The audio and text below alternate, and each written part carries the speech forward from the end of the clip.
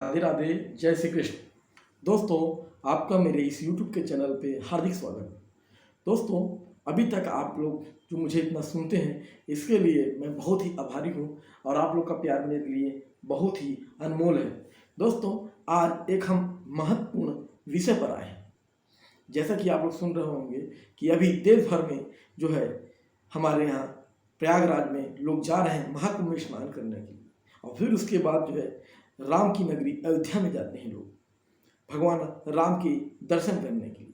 दोस्तों, आज बता दें कि कुछ इन्हीं मुद्दों पे लेकर के ही मैं आज चर्चा करूंगा कि जो भगवान राम थे, राम को कौन नहीं जानता है, लेकिन राम मंदिर का जो संघर्ष रहा है अपने आप में एक ऐसा संघर्ष रहा है जिसे आप सब जानते हैं।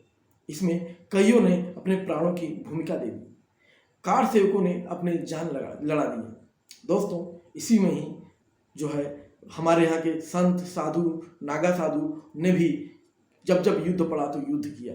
आपको मालूम होगा कि बाबरी मस्जिद के विध्वंस से लेकर के राम मंदिर निर्माण तक कितनी हम लोगों ने जान गंवाई और कितने कोर्ट केस और कचहरियों में जाकर के पैर और शरीर को घिस दिया, तब जाकर के आज हमारे रामलला का निर्माण हुआ।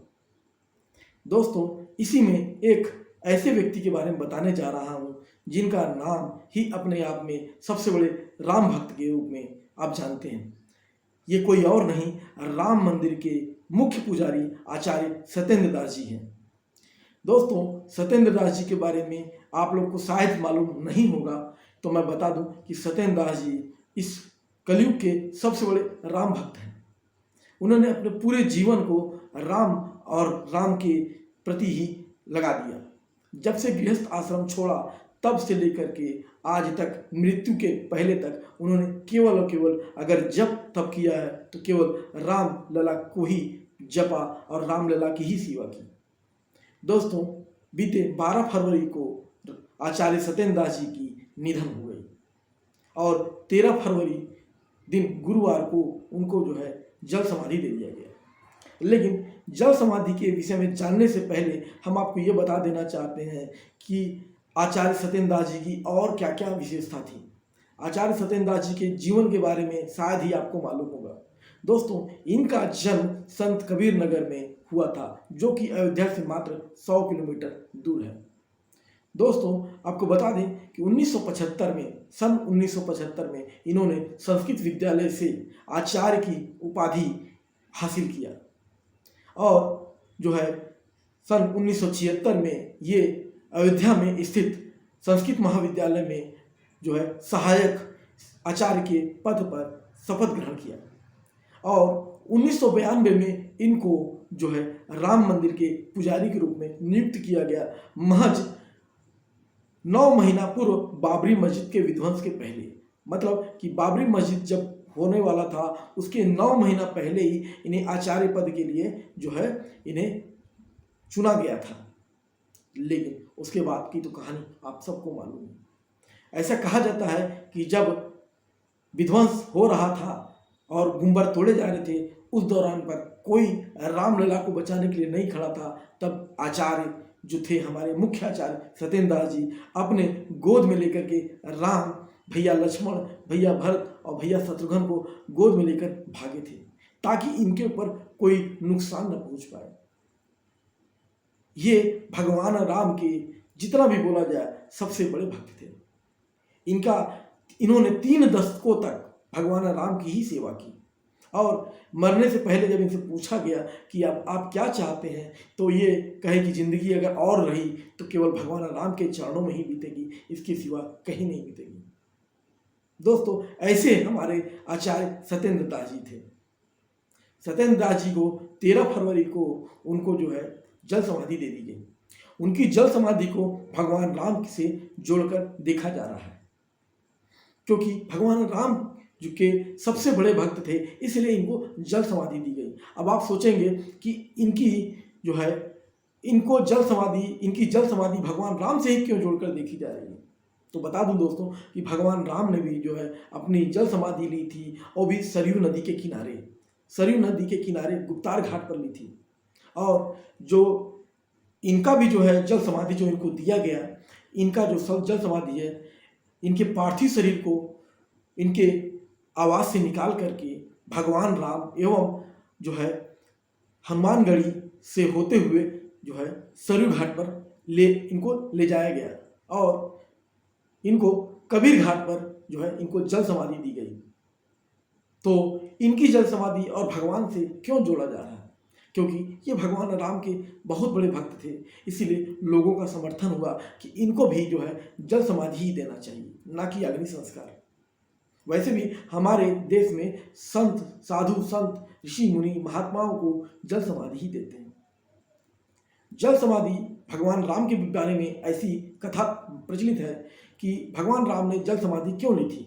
तो आपको थोड़ा सा उनके बारे में बताना चाहूँगा कि कई मान्यता तो ऐसी है कि जब सीता माँ जब उनसे चली गई, उनसे दूर हो गई और उन्होंने जो है धरती के मार्ग में अपने आप को माता धरती के अंदर समाहित कर लिया, तो भगवान राम अत्यंत दुखी हो गए उनके वियोग में, और भगवान राम को ये वियोग सहा नहीं गया और भगवान राम जो है जल समाधि ले ली।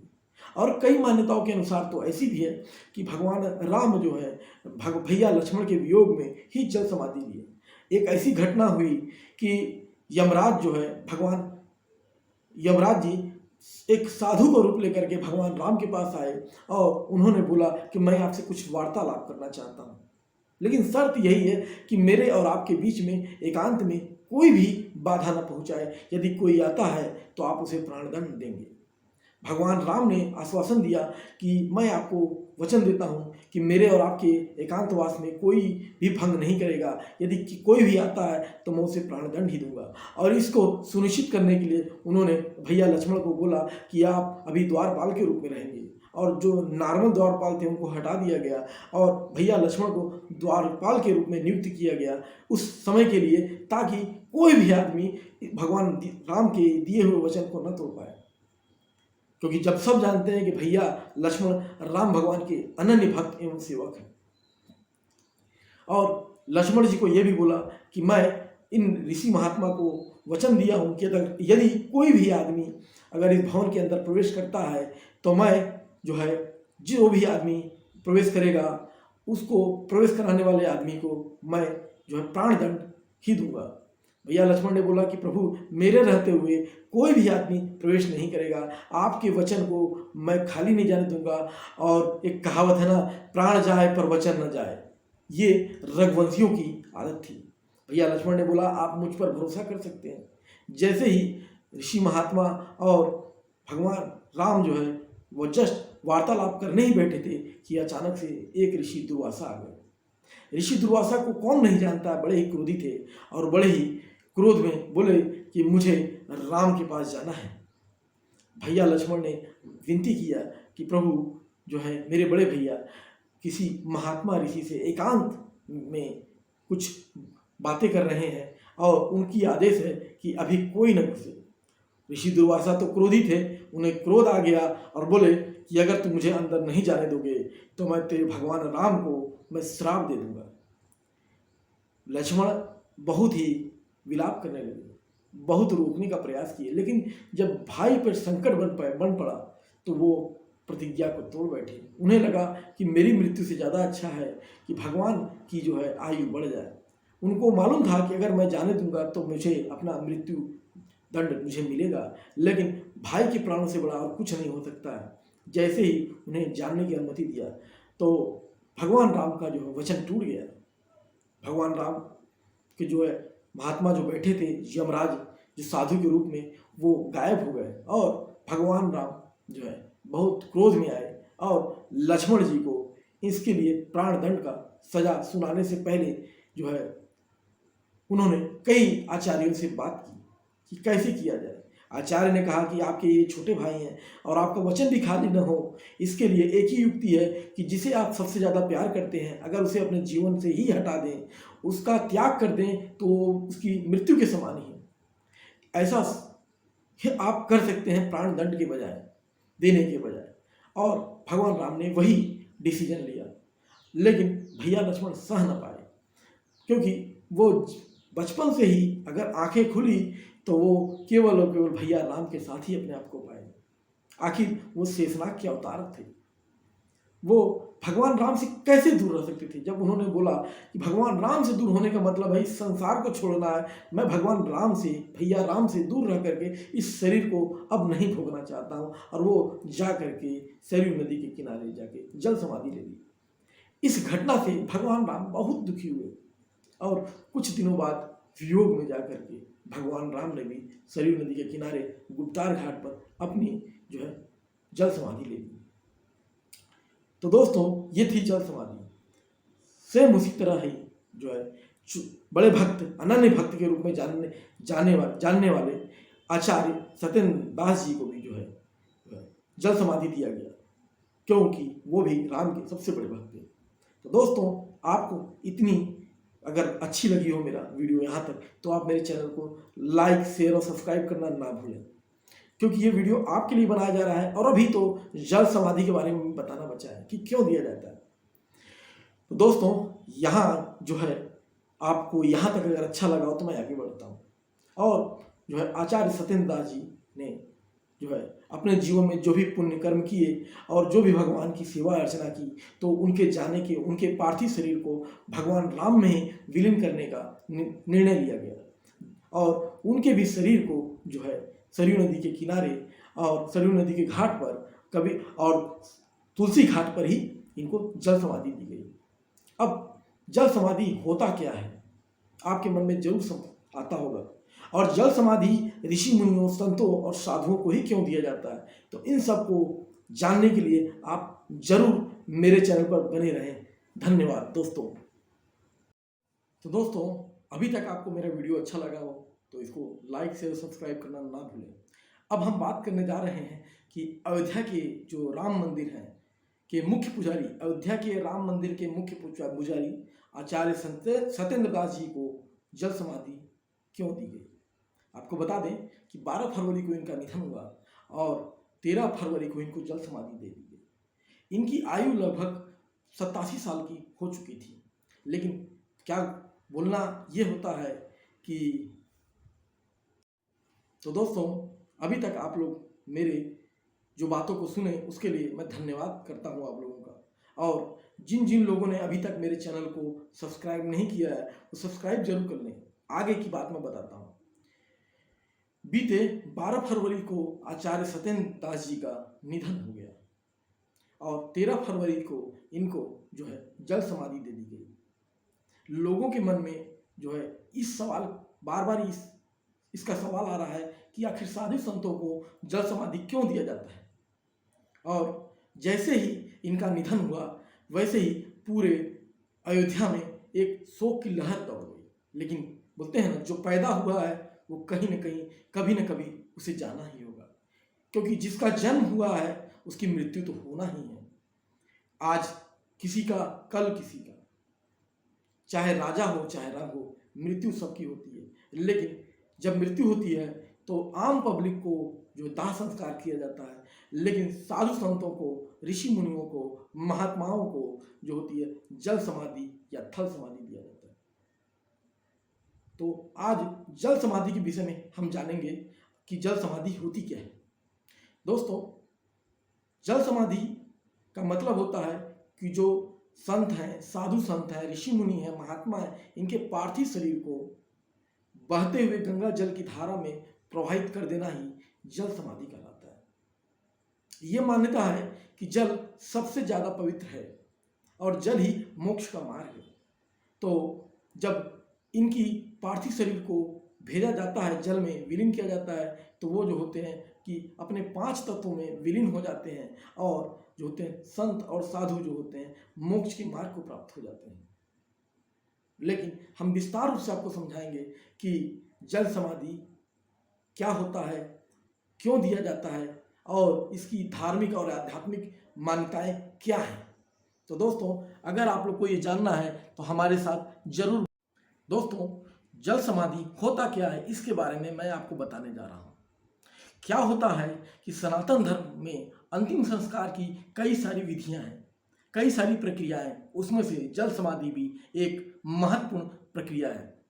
यह प्रक्रिया विशेष रूप से साधु संतों को या साधु संतों के लिए ही अपनाई जाती है।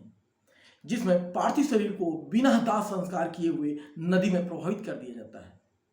जल समाधि के दौरान साधु संत जो होते हैं उनके शरीर पर जो है एक बड़ा सा पत्थर लगा करके जो है और नदी के मध्य छोड़ दिया जाता है।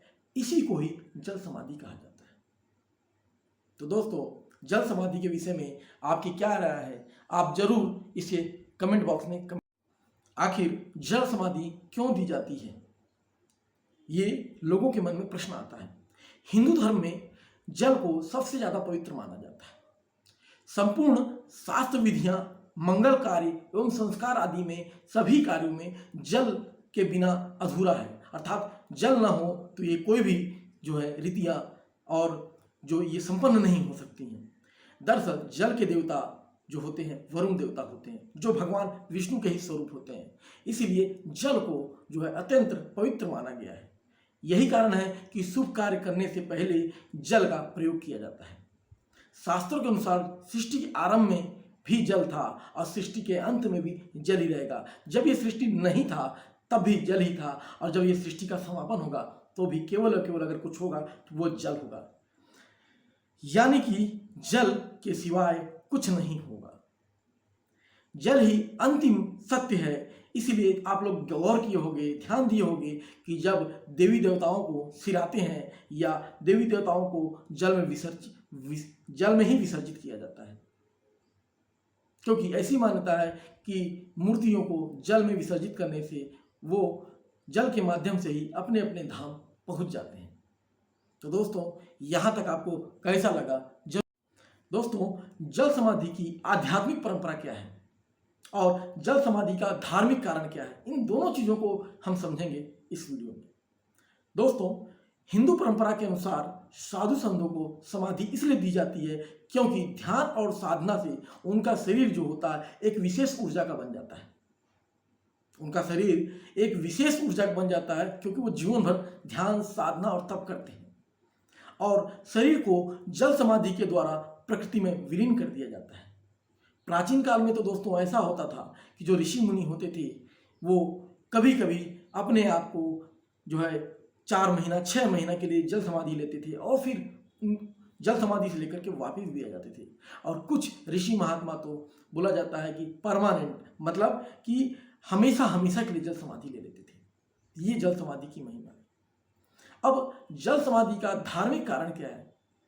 दोस्तों, धार्मिक कारण को बताने से पहले ये बोलूँगा कि जिन्होंने अभी भी मेरे चैनल को सब्सक्राइब नहीं किया उनको सब्सक्राइब कर लें और ज़्यादा से ज़्यादा लोगों को ये वीडियो जरूर फॉरवर्ड करें ताकि उनको अपने अध्यात्म के बारे में मालूम चल पाए, मानव चेतना के बारे में मालूम चल पाए। दोस्तों, तो अब जल समाधि का धार्मिक कारण क्या होता है बताने जा रहा हूँ। शरीर पंच तत्वों से मिलकर बना होता है, इसीलिए जब पार्थिव शरीर को भी पंच तत्वों में विलीन करना होता है। अब सनातन धर्म में जो हमारे मानव शरीर है वो 5 तत्वों से मिलकर बना है, आपको ये मालूम होगा। पहला जो होता है पृथ्वी, जल, वायु, अग्नि और आकाश, ये 5 तत्वों से ही हमारा शरीर जो है मिलकर बना है। और साधु संतों का जीवन त्याग, बलिदान और तपस्या से भरा होता है, इसीलिए उनके शरीर को अग्नि के बजाय जल के माध्यम से प्रकृति में विलीन किया जाता है। अग्नि संस्कार से बचाव। अब ये क्या होता है इसको मैं समझाता हूं। क्या होता है कि साधु संत सांसारिक मोह माया से मुक्त होते हैं और उनका जीवन संयम, तप और योग पर आधारित होता है। आम लोगों की तरह उनका दाह संस्कार नहीं होता है, बल्कि जल में प्रवाहित करके उनके वैराग्य एवं त्याग का प्रतीक माना जाता है। दोस्तों, क्या होता है कि आम व्यक्तियों को दाह संस्कार किया जाता है, लेकिन ये इतने अपने जीवन में त्याग, संयम और तप कर चुके होते हैं कि इनको जल में ही प्रवाहित किया जाता है, क्योंकि जल को ही त्याग एवं वैराग्य का प्रतीक माना जाता है। जल का प्रवृत्ति होता है बहते ही जाना। तो दोस्तों, अगर यहाँ तक आपको मेरा वीडियो अगर अच्छा लगा हो तो कृपया लाइक, शेयर, सब्सक्राइब करना ना भूलें। दोस्तों, तो अब हम बात करेंगे कि जल में ही क्यों किया जाता है, जल को इतना पवित्र क्यों माना जाता है। जैसा कि हम बताए कि हमारे आध्यात्म में जल को ही जो है पवित्र माना जाता है।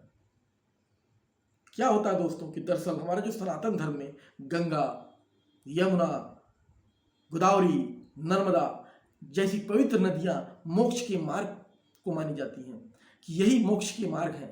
साधु संतों का विश्वास होता है कि अगर जल समाधि ले लेने से शरीर प्रकृति में समाहित होकर के मोक्ष प्राप्त कर सकता है। ये ऐसी धारणा होती है दोस्तों। इसीलिए जो हमारे आचार्य सत्येंद्र दास जी हैं उनको जल समाधि दी गई। कई लोग जो है इसके बारे में कई धारणा रखते हैं, लेकिन मेरी सोच और मेरी जितनी जानकारी थी दोस्तों मैं आपको दे सका। दोस्तों अगर किसी भी चीज़ों से अगर आपकी भावनाओं को मैंने आहत किया होगा या कुछ त्रुटिपूर्ण कुछ भी संदेश दिया होगा तो उसके लिए पहले तो मैं क्षमा प्रार्थी हूँ। धन्यवाद दोस्तों आपके मेरे इस वीडियो को देखने के लिए। धन्यवाद।